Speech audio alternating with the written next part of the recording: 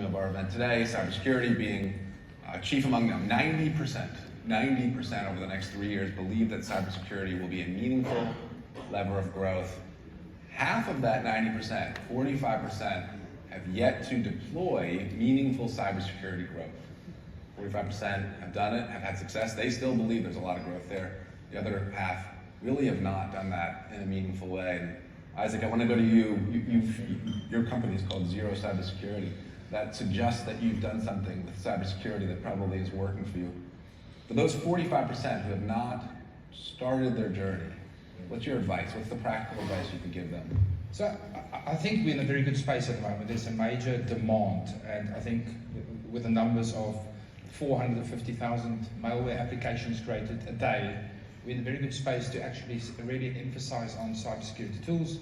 And in this journey, it's obviously been very complicated conversations to have with your customers, but the insurance organizations and compliance is making it easier and easier for them. So I think the key thing is that there's another big problem also in the MSP space in the UK, especially, is that almost of the 10,000 organizations, only 3% turns over $1 million.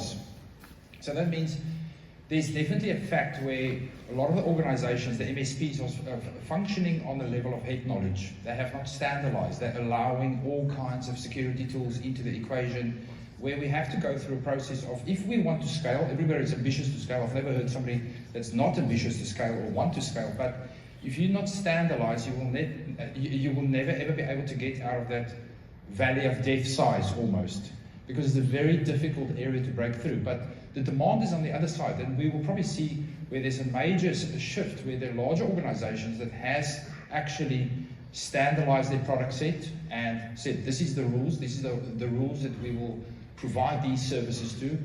Will probably scale rapidly faster than the organizations that has not properly standardized and still relying on head knowledge or a specific engineer and not set the right sort of rhythms within the organization. So from my point of view, there's a major demand outside. I think I've spoken to another supplier. They employ something like 75,000 people, and they struggle to retain IP, and they struggle to retain staff. So the quicker we can standardize and provide these offerings to large organizations, we become scalable. How are you standardizing the packaging? Are you requiring somebody and saying no, requiring these sets of standards and saying no to folks that are not willing to sign up for that?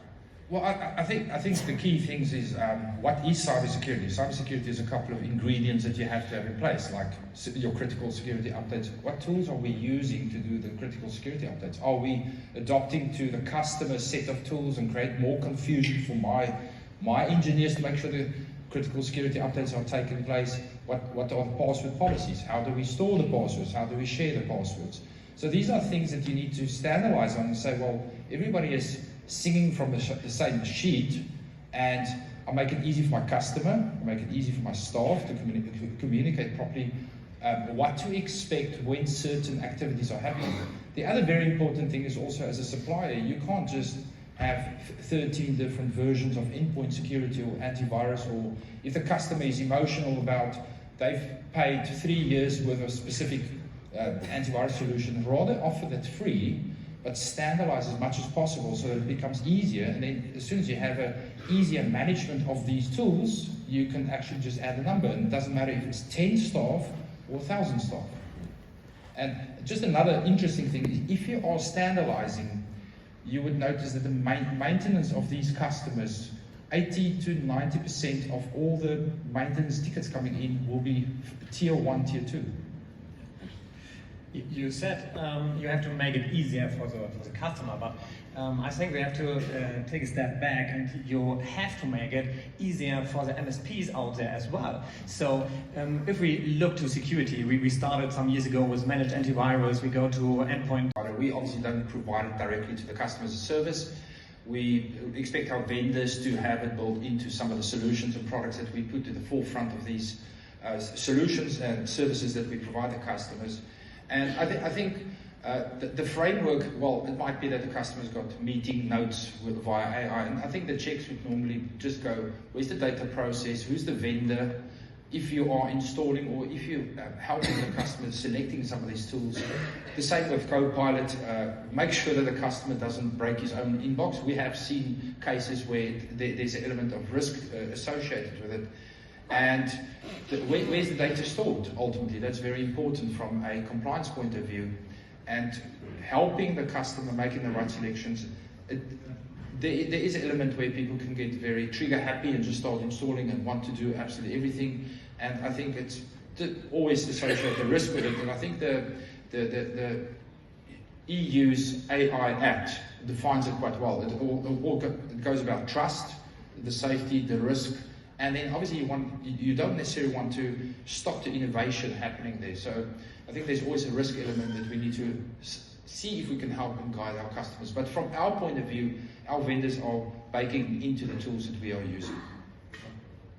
I think it circles back to if we look at the sort of EU AI Act, again, it goes back to trust, safety, risk, innovation, investment, and that's the framework they sort of dictate. It's still very new and very fresh, and people are a little bit unknown. And I think the EU has been on the forefront of building sort of a framework for us to follow.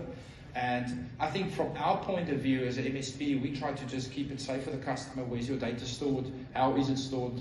How is it processed and moved? And we try to keep it as simple as possible because it becomes a very complex subject.